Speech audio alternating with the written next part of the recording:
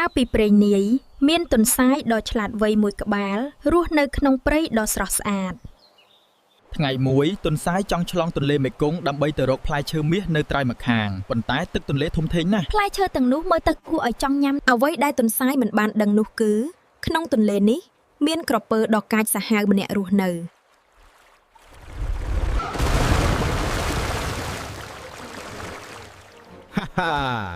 អាហារថ្ងៃត្រង់របស់ខ្ញុំមកដល់ហើយទោះបីជាភ័យខ្លាចទន្សាយបានប្រើប្រាជ្ញាដើម្បីរកវិធីកែខៃឈប់សិនលោកក្រពើ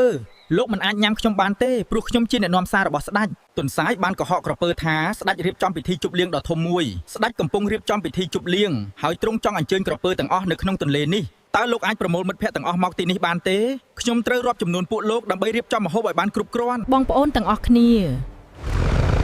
ងើបឡើងយើងមានពិធីជប់លៀងធំ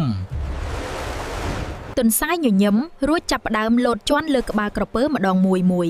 ល្អណាស់1 2 3